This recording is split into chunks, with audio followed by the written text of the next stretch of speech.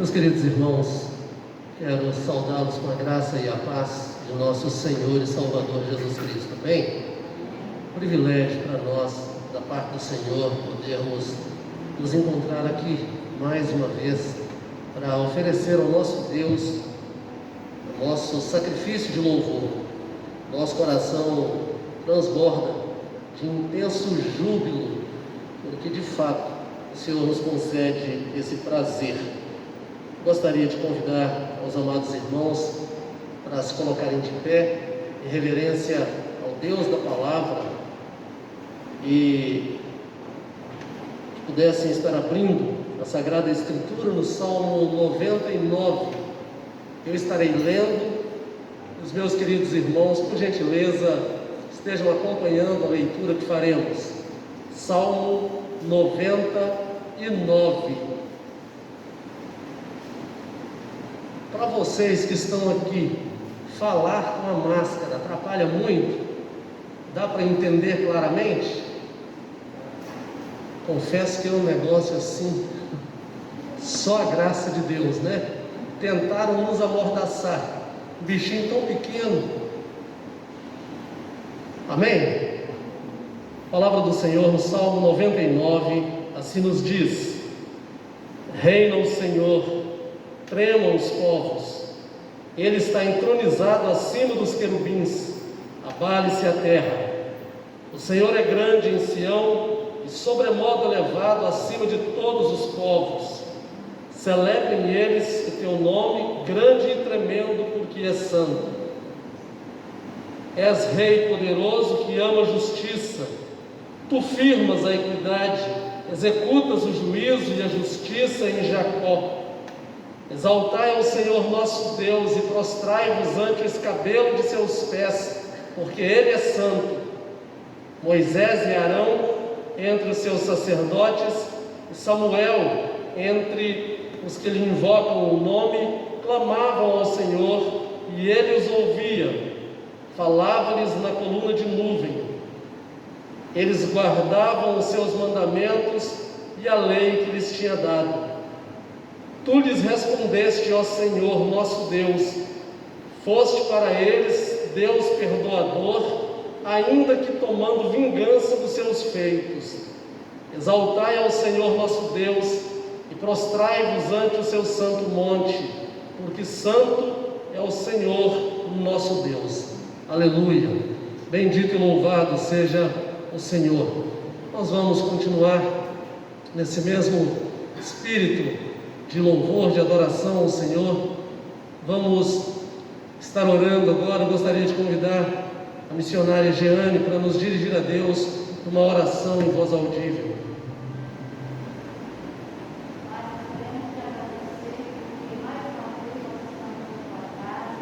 Sim, meu Pai.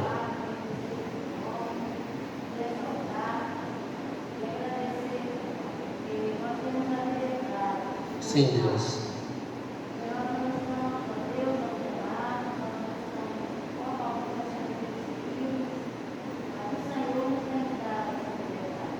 Verdade, Pai. Aleluia. Amém. Sim, meu Deus.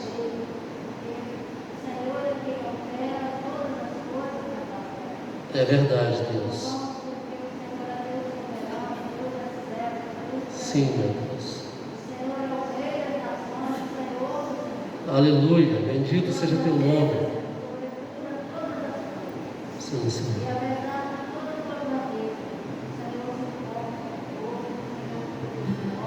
Sim, Deus.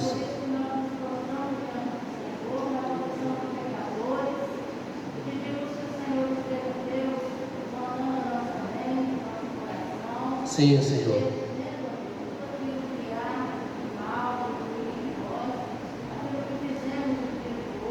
Sim, meu Pai.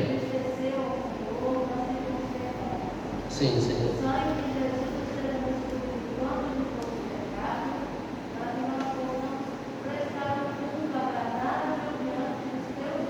Amém, Deus. A glória do teu nome, Deus. Amém, amém. Queridos, sentem-se só por um instantinho. Eu tenho um aviso, na verdade dois. Nós temos um pedido de oração em favor do irmão Damião, que vai se submeter a uma cirurgia. A igreja já tem orado pelo Damião, já temos mencionado no grupo de WhatsApp, as sociedades internas têm tido conhecimento e têm pedido aos sócios para estarem intercedendo também. Vamos continuar então clamando ao Senhor em favor do Damião, para que Deus possa sustentar o seu servo e preservar a sua vida. Deus esteja abençoando aqueles que o recepcionarão e aqueles que o atenderão da parte da medicina.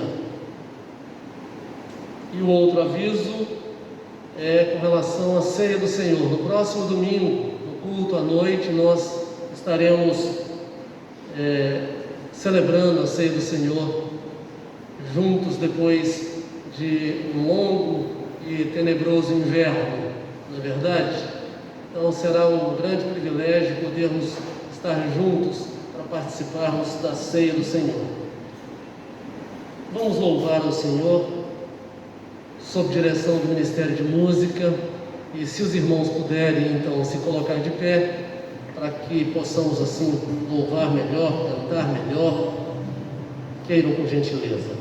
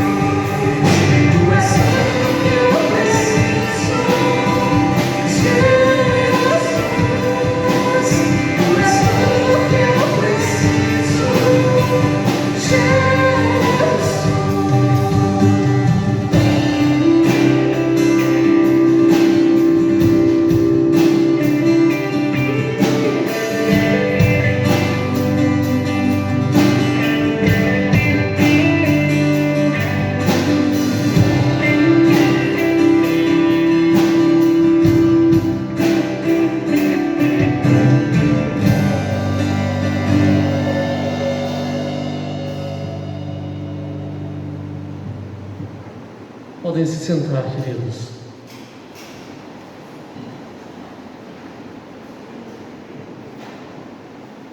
Irmãos, eu quero convidá-los para que abramos a palavra do Senhor mais uma vez, agora no Evangelho de nosso amado, bendito e eterno Senhor Jesus Cristo, segundo o relato de Mateus, no capítulo 9, versículos 35 a 38. Evangelho registrado por Mateus, capítulo 9, versos 35 a 38.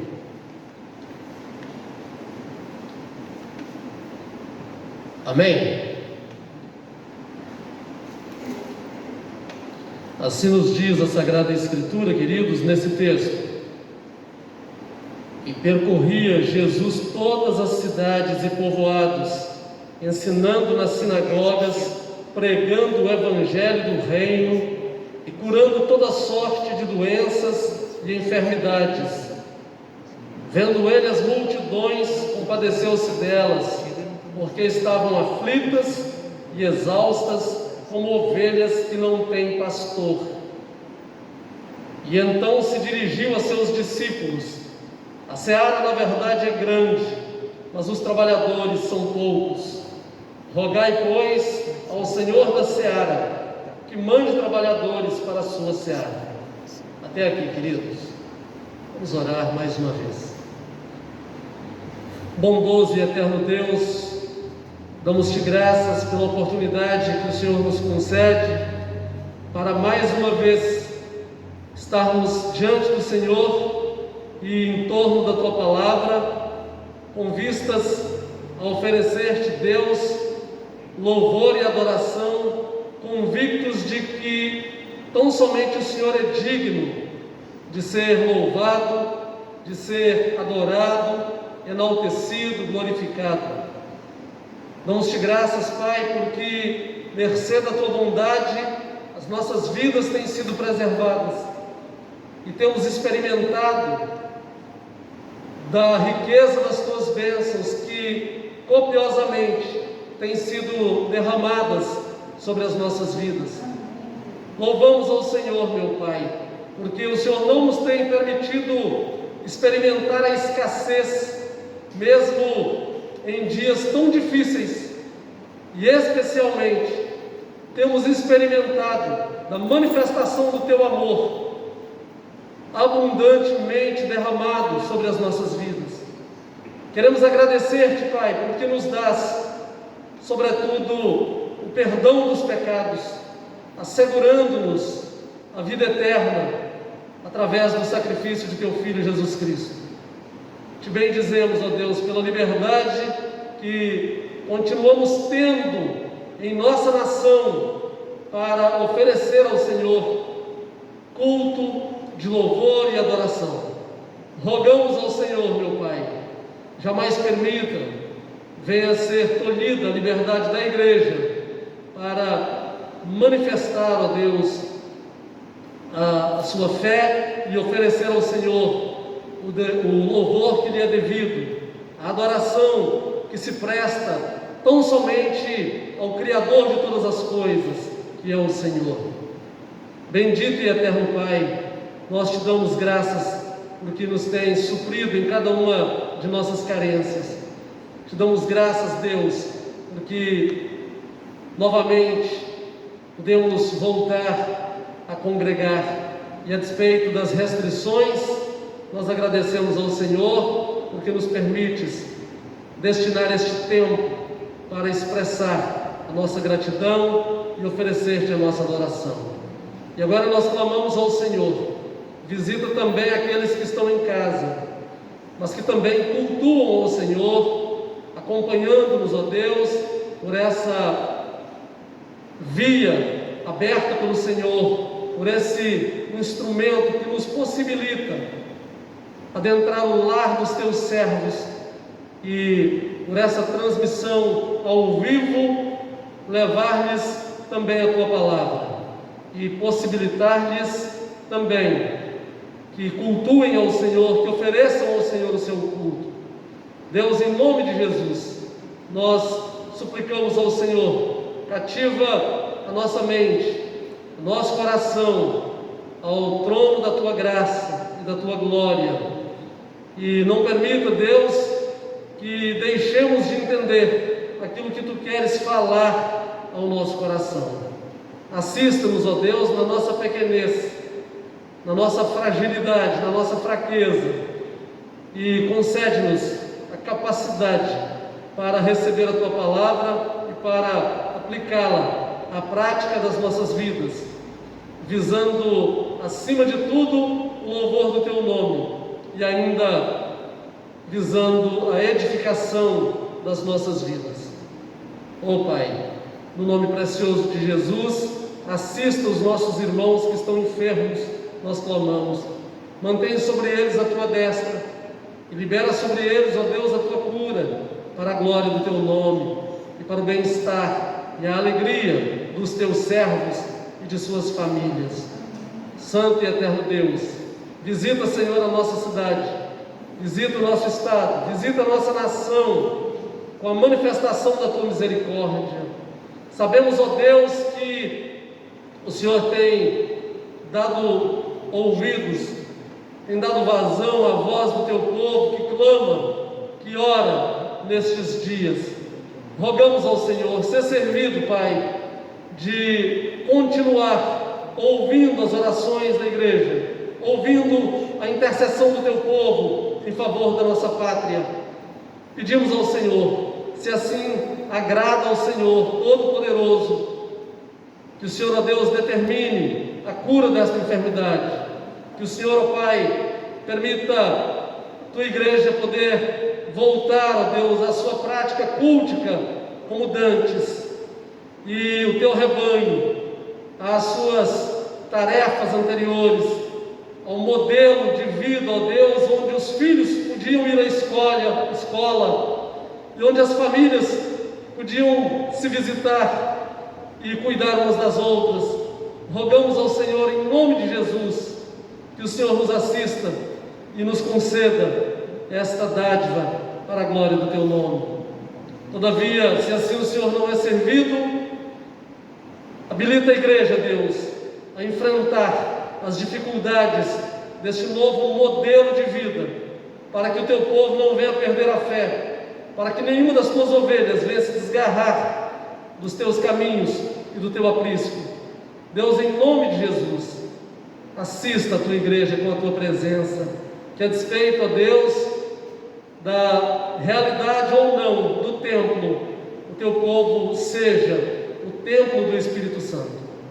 Concede-nos, ó Deus, o entendimento da Tua vontade e capacita a igreja para o cumprimento, ó Deus, daquilo que ela deve realizar segundo a orientação do Teu Espírito e segundo o chamado para o qual, ó Deus, devemos atender, ou ao qual devemos atender com prontidão, com vistas ao anúncio do Evangelho.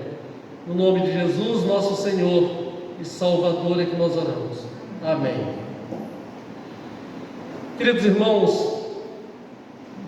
o povo judeu, e quem sabe um pouco antes, o povo hebreu, vivia a expectativa messiânica, e especialmente os judeus dos dias de Jesus tinham uma expectativa acerca do Messias, que dizia respeito a alguém que viria com força, que desembainharia sua espada e se sentaria no trono de Davi e tiraria os judeus de sob o jugo do Império Romano. Se nós observarmos a palavra desde o Gênesis, notaremos que eles tinham razões de sobra para essa expectativa numa concepção humana. Vamos observar que havia uma promessa ou promessas que foram feitas desde o Gênesis promessas de uma libertação, promessa de salvação, porque o primeiro evangelho pregado está em Gênesis capítulo 3, verso 15. E nós vamos ver que a Abraão é feita a promessa a respeito de sua descendência. Nós vamos ver que essa aliança, ela vai sendo repetida, vai sendo renovada com outros mais, antes de Abraão, com Noé. Depois poderíamos citar o próprio Abraão. Depois vem Moisés, que recebe a lei, e a lei é para o povo de Deus. E chegando ao tempo do texto em que lemos, esse povo tinha nas mãos justamente esse texto, a lei de Moisés, o Pentateuco e os profetas, os livros históricos e proféticos. Estavam em suas mãos então o Antigo Testamento, e é óbvio que, conhecendo a palavra de Deus, o coração dos judeus estava cheio dessa expectativa messiânica, e eles então aguardavam que aquele que fora prometido pudesse chegar, e ele chegou, não segundo essa expectativa dos olhos humanos, não segundo a expectativa do coração meramente humano. Jesus veio, o Messias prometido veio, a despeito das tentativas do inferno de impedi-lo de chegar. E a última delas nós poderíamos citar a ação de Herodes, com a matança das crianças de 2 anos para baixo, na tentativa então de impedir que o rei dos judeus pudesse sobreviver e se sentar no trono de Israel, no trono de Davi. Queridos, notamos que quando esse Messias chega, ele, já no exercício do seu ministério, ele não deixa margem para dúvidas de que ele é o próprio, porque ele se identifica, ele apresenta as suas credenciais, ele se revela. Se nós voltarmos ao contexto anterior aí, ao capítulo 9, mesmo no próprio capítulo 9, no capítulo 8, nós vamos ver que ele cura a um leproso, cura o criado de um centurião, cura a sogra de Pedro, realiza diversas outras curas. Daí ele acalma uma tempestade, cura 2 endemoniados, ele os liberta do jugo dessa escravidão ao inferno. Jesus cura um paralítico em Cafarnaum, e certamente muitos outros sinais ele dá. Ele cura a filha de Jairo, antes disso a mulher do fluxo de sangue, cura 2 cegos posteriormente, e assim ele vai dando sinais de que ele é o próprio Messias, porque nenhum outro realizava obras dessa natureza, nenhum outro pregava da forma como ele pregava. Ninguém jamais pregou como Jesus, e ninguém jamais realizou tantos sinais quanto Jesus. Estava então apresentando a sua credencial de Messias, a sua credencial do Deus Filho, daquele que viria e que de fato havia chegado, havia se revelado então por via desses sinais todos. Jesus estava trazendo solução ao problema das pessoas com as suas curas, com a multiplicação de pães e peixes, mas sobretudo ele estava trazendo solução ao pior dos problemas que o homem podia ter. Não apenas os judeus, mas especialmente os judeus, para quem ele veio primeiro. Jesus veio para resolver o problema do pecado, veio para curar o homem do seu mal maior, veio para resolver problemas, e ele estava resolvendo problemas que traziam aflição ao corpo físico, mas veio especialmente para resolver o problema que traz aflição à alma.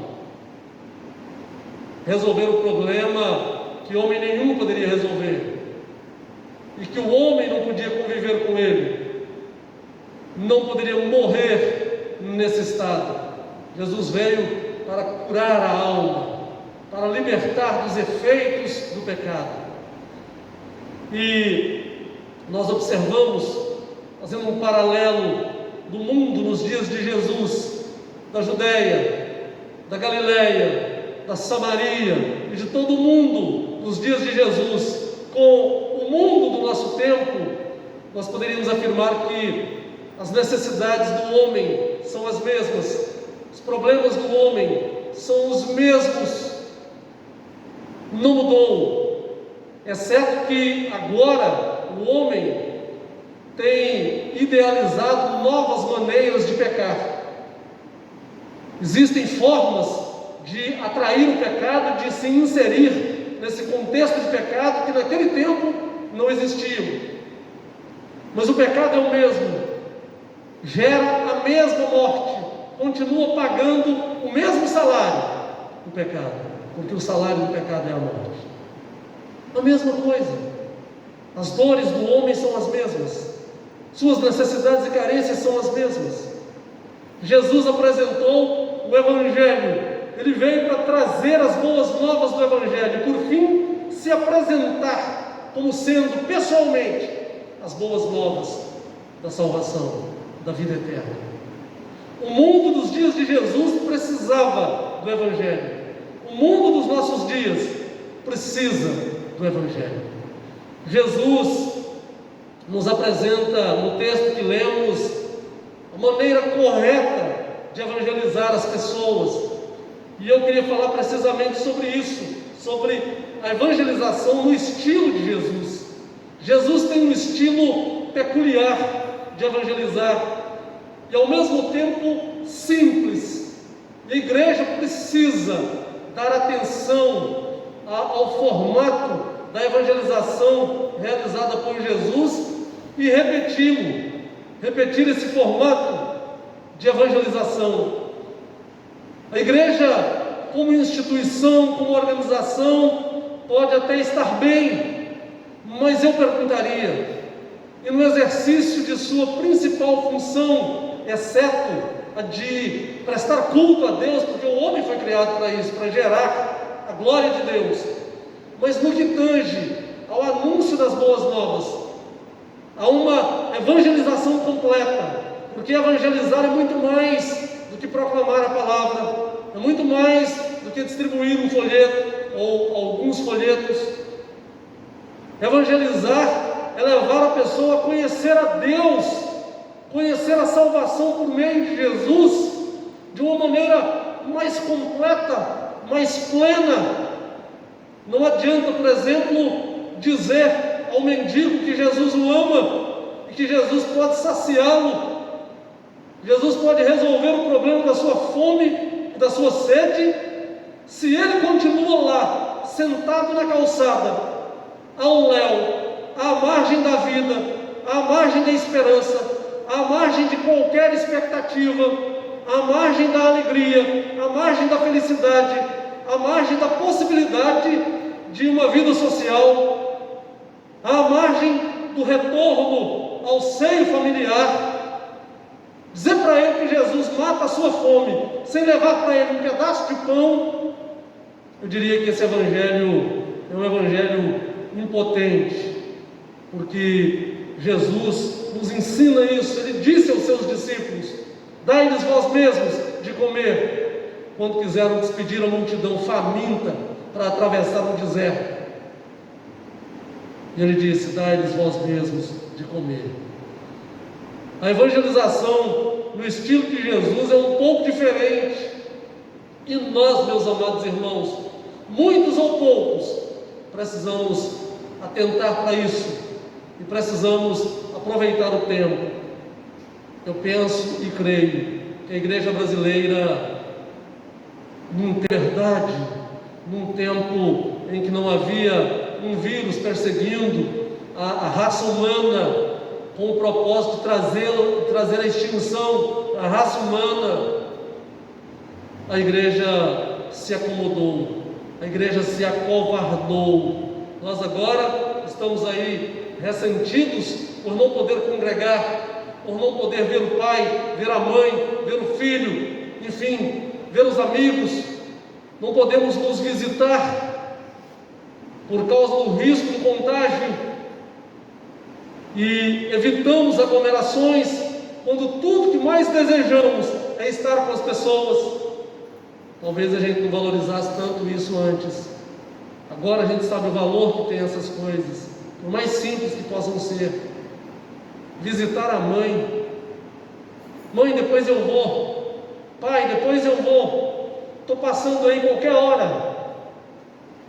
Agora nem com hora marcada, não é nem qualquer hora.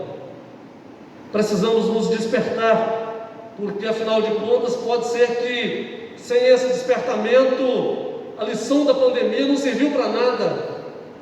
Teria de ser agravada? Teria de ser algo pior do que isso?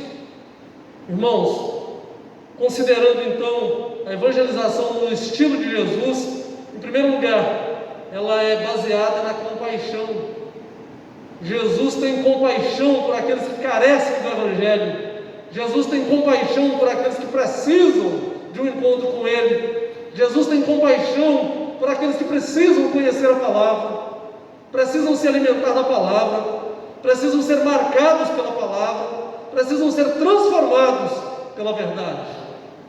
No verso 36 do texto lido, assim diz a Sagrada Escritura: vendo ele as multidões, compadeceu-se delas, porque estavam aflitas e exaustas, como ovelhas que não têm pastor.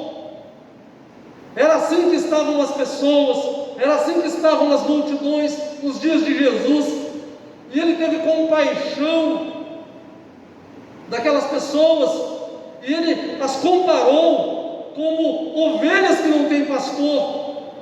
Ovelhas sem pastor passa fome e passa sede, porque a ovelha tem visão de curto alcance. As boas pastagens estão próximas, mas elas não vêm. As águas de descanso estão próximas, mas elas não vêm. Elas precisam do pastor, com a sua vara, com o seu cajado, para encaminhá-las às pastagens verdejantes e às águas tranquilas de descanso.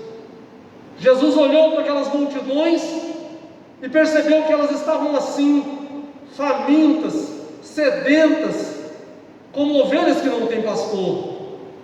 A igreja, já alcançada pelo bom pastor, já marcada pelo Evangelho do bom pastor, já transformada em sua vida, já não mais com a expectativa messiânica, mas vivendo e visualizando a volta, a segunda vinda de Jesus, precisa olhar para o mundo à sua volta e identificar quem são as pessoas que ainda vivem como ovelhas que não têm pastor, para que a igreja possa proceder como Jesus. Porque se nós olharmos no contexto posterior, nós vamos ver que Jesus escolheu os 12 e depois ele os instruiu e os enviou. Ele não ensinou belas palavras apenas, ele não multiplicou pães e peixes e matou a fome de alguns apenas. Ele preparou homens e os qualificou e os enviou para que continuassem fazendo esse trabalho. E assim, ovelhas sem pastor pudessem ser dessedentadas, saciadas na sua fome.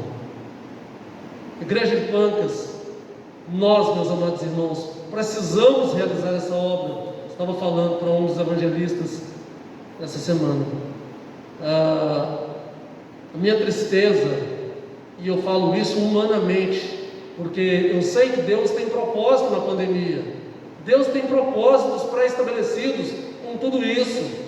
Se Deus não quisesse, Ele não permitiria. Se Ele permite, porque Ele tem um propósito, ou mais de um propósito pré-estabelecidos. Ele sabe onde é que quer chegar com tudo isso, especialmente em relação à sua igreja, em relação àqueles a quem Ele comprou com o sangue de seu Filho, e que muitas vezes estão dormentes, procedendo como se não conhecessem Jesus, alicerçados muitas vezes no fato, na realidade de terem seus nomes registrados no rol de membros das denominações. Outros alicerçados na garantia de uma carteirinha que possam apresentar: está vendo aqui, eu sou crente em Jesus Cristo. Outros descansados sob o rótulo de cristãos.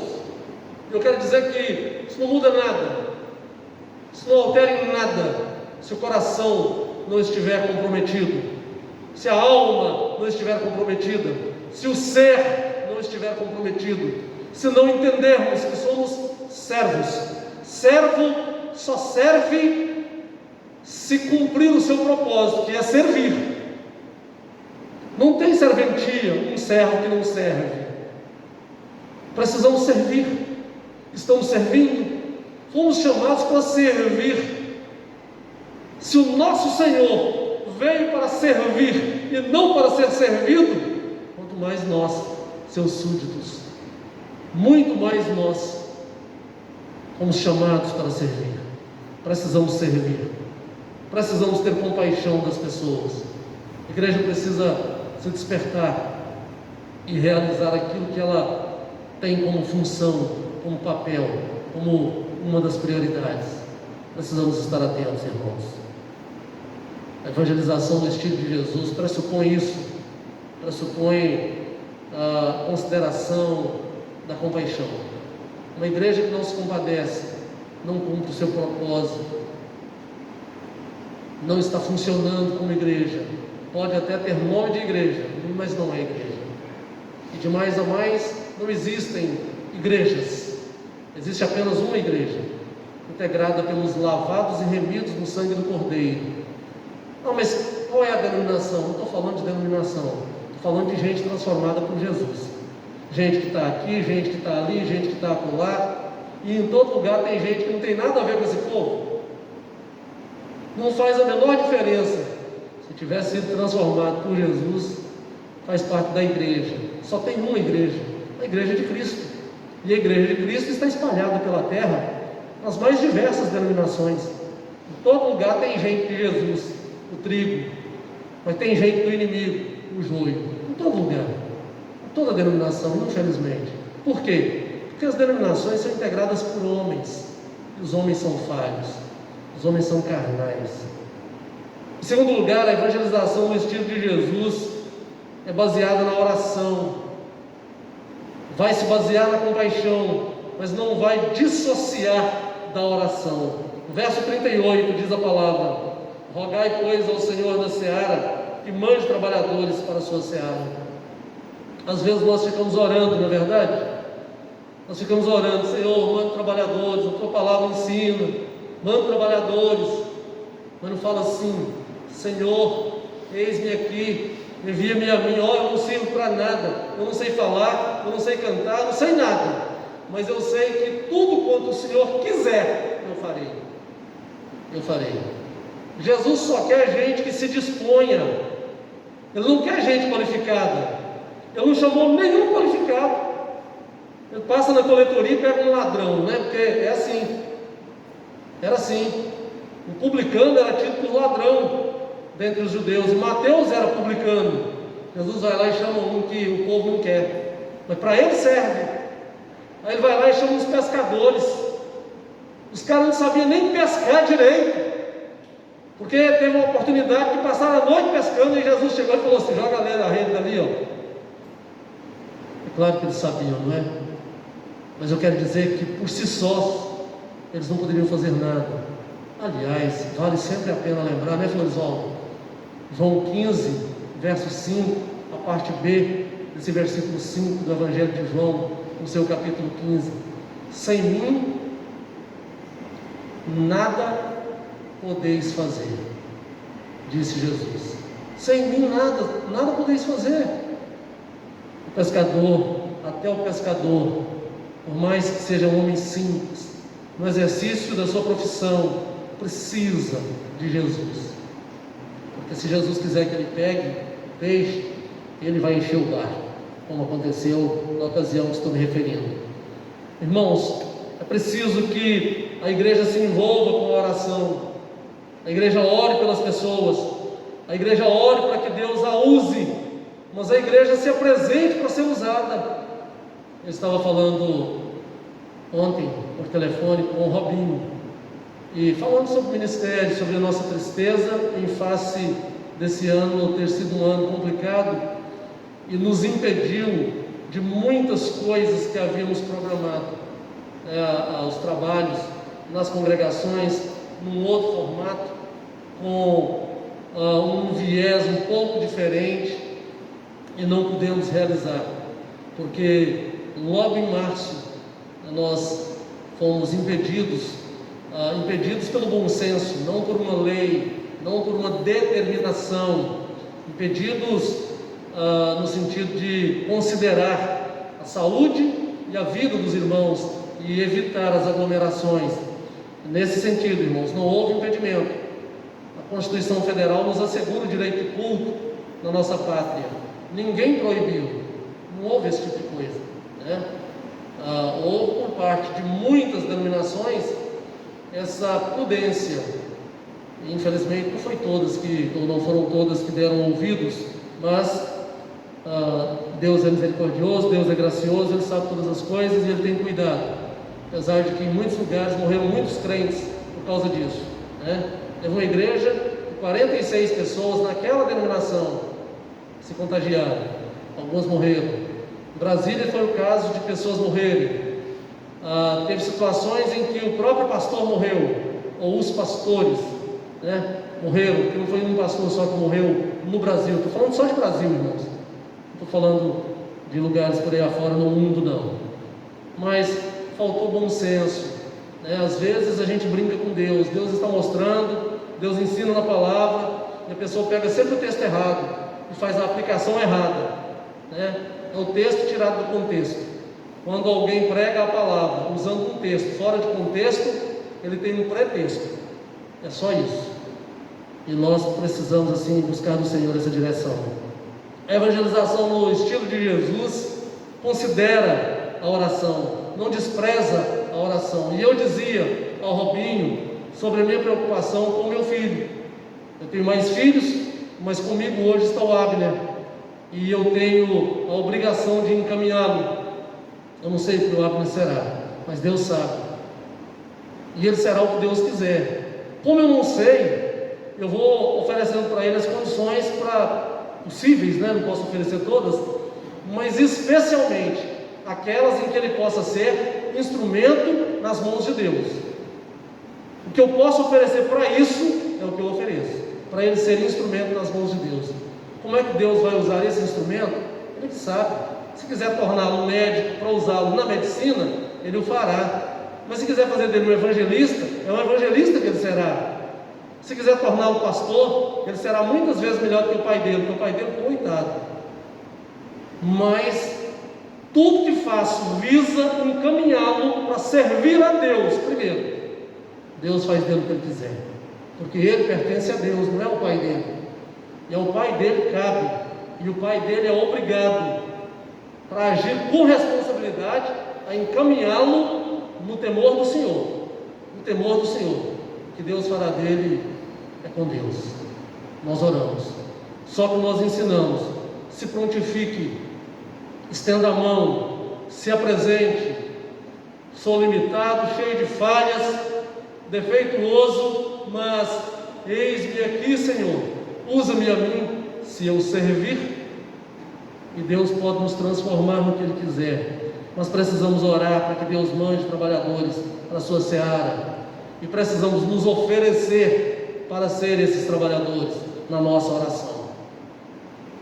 Nós queremos sempre o filho do outro como missionário. O nosso não, né? O nosso terá de ser um médico, terá de ser um juiz, terá de ser um engenheiro, terá de ser qualquer coisa, menos um pregador do Evangelho. Vai ser ministro do Bolsonaro, mas não ministro de Deus. Vejam o nosso contrassenso. E nós conhecemos o Evangelho. O que pode haver de mais sublime do que trabalhar para Deus? do que estar na presença de Deus, do que buscar a presença de Deus. Que vida vale mais a pena do que uma vida na antessala do céu? Por mais que lá possa estar cheio de espinho, de pedras e etc. Porque não é fácil. É uma vida árdua, mas nada é tão gratificante quanto quando você prega o Evangelho e uma pessoa se rende a Jesus, aquilo não tem preço. Quantos aqui já evangelizaram alguém e esse alguém se rendeu a Jesus, sabem a respeito do que estou falando? Podem perguntar aí para Jeane, para Florisvaldo, quem sabe para outras pessoas mais presentes. Quando você leva uma palavra, faz um apelo, chama a pessoa para uma oração de confissão de pecados, entrega de vida, e a pessoa se rende e tem a sua vida mudada, isso não tem preço. Não tem nada que traga maior contentamento, porque uma vida vale mais do que o mundo inteiro. Houve um resgate de alguém que estava atrelado à realidade do inferno, e agora Jesus a libertou. Jesus trouxe vida. Preciso que a evangelização realizada pela igreja atenda a esse modelo, a esse estilo de evangelização realizada por Jesus, que é baseada na compaixão, é baseada na oração e, em terceiro lugar, é baseada na ação. No verso 35 diz a palavra: e percorria Jesus todas as cidades e povoados, ensinando nas sinagogas, pregando o evangelho do reino e curando toda sorte de doenças e enfermidades. Jesus estava trabalhando, Jesus andava, ia nas cidades, ia nos povoados, ensinava nas sinagogas, pregava o evangelho do reino, curava as doenças e curava as enfermidades. Eu sei, o tempo em que nós estamos, essa prática, essa ação nesse formato talvez não seja tão possível, mas existem outras formas. Se Jesus tivesse internet, talvez ele usasse a internet. Se Jesus tivesse avião, eu fico pensando no apóstolo Paulo, com um avião à sua disposição, um navio melhor que não quebra, né? Coitado, o sujeito vivia na voragem do mar.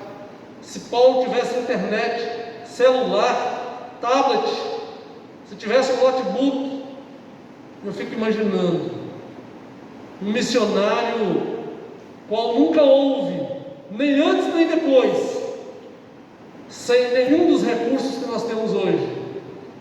E aí a gente vê missionários numa queda de braço, com todos esses recursos, essa briga para saber quem é que é o maior na mídia, e um batendo no outro, se degladiando, querendo engolir, querendo tragar um ao outro, se difamando mutuamente. Misericórdia, dá vergonha. Me lembro dos idos em que Caio Fábio e Silas Malafaia viviam se degladiando na internet, nas redes sociais. Que vergonha para a igreja do Senhor. Qual fazia mais vergonha? Não, ninguém fazia nem mais nem menos, era uma vergonha só. Dias atrás, Ana Paula Valadão e Silas Malafaia de novo. E eu não estou aguentando esse negócio, não, precisando falar sobre o amor de Jesus, eles estão falando como é bom servir o diabo, como é bom agradar Satanás, porque é tudo que o inimigo quer. A igreja do Senhor dividida, e ainda acha gente que tem proeminência no meio evangélico brasileiro para oferecer esse sacrifício ao demônio. É fácil, é mole, mas tem essa gente com essa coragem, perda de tempo, porque na verdade, se o meu irmão disser algo que é uma doutrina contrária ao ensino da Sagrada Escritura, ou se eu cometer essa falta, não vou ter problema nenhum em que o irmão me ligue. Isso é para tratar, ou é para ser tratado num âmbito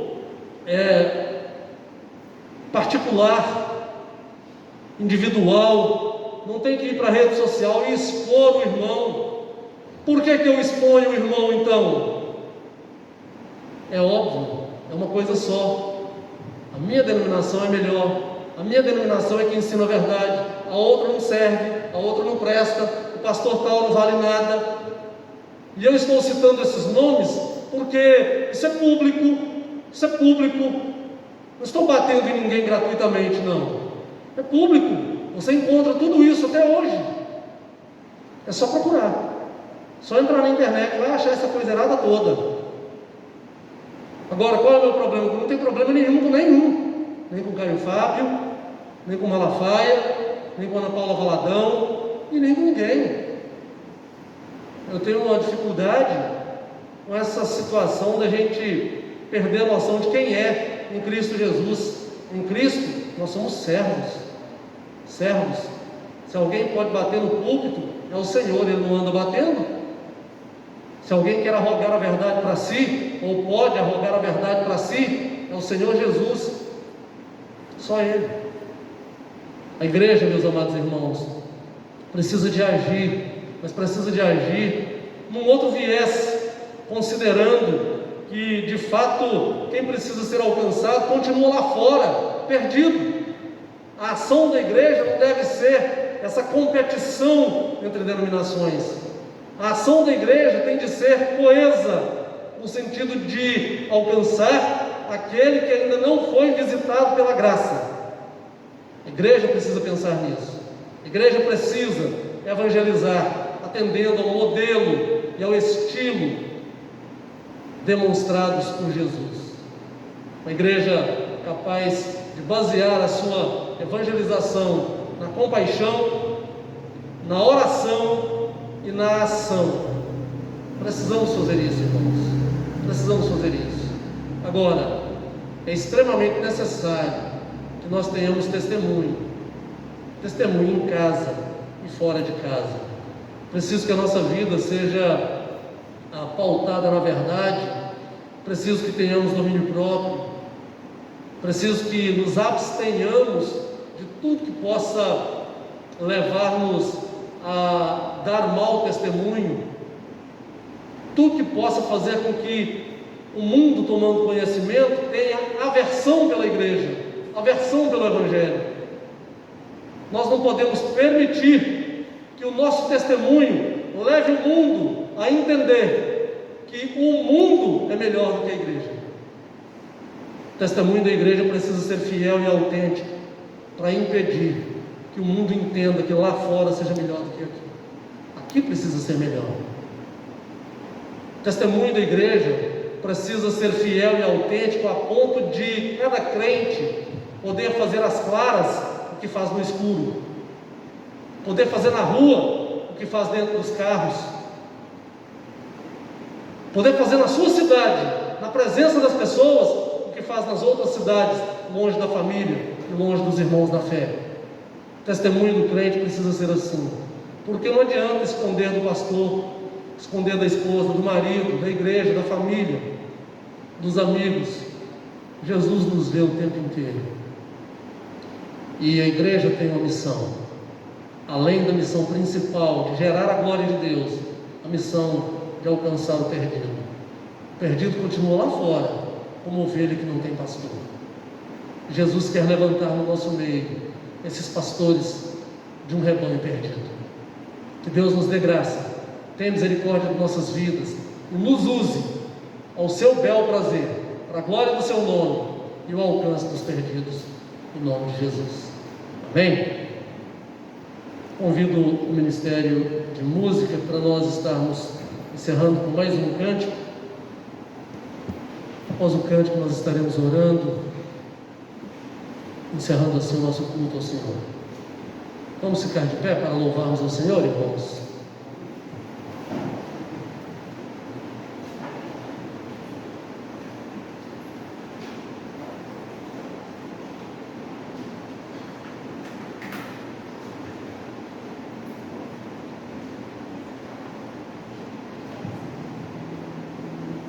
Obrigado, Flores.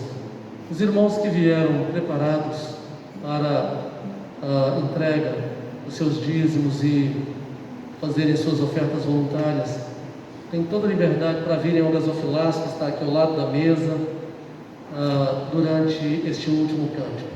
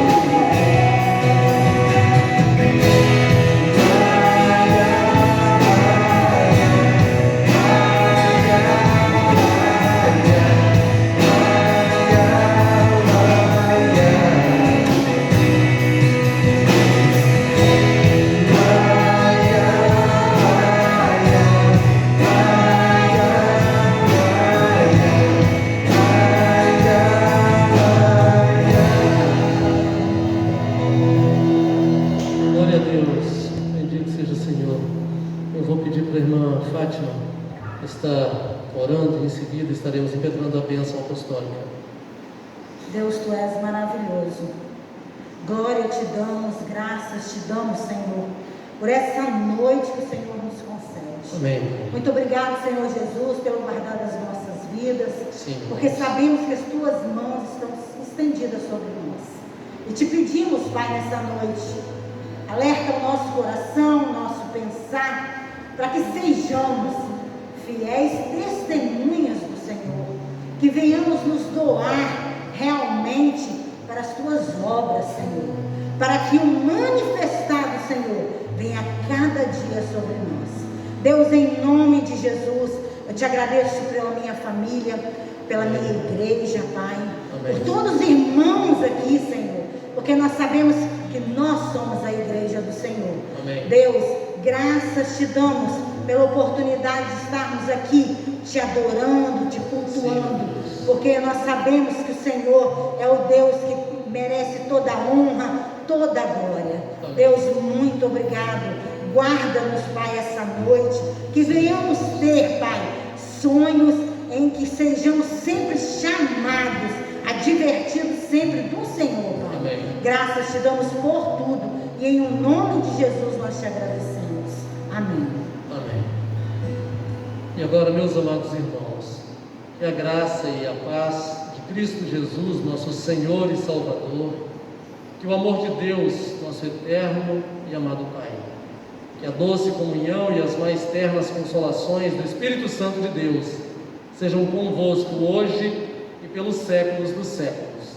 Amém. E de paz, amados.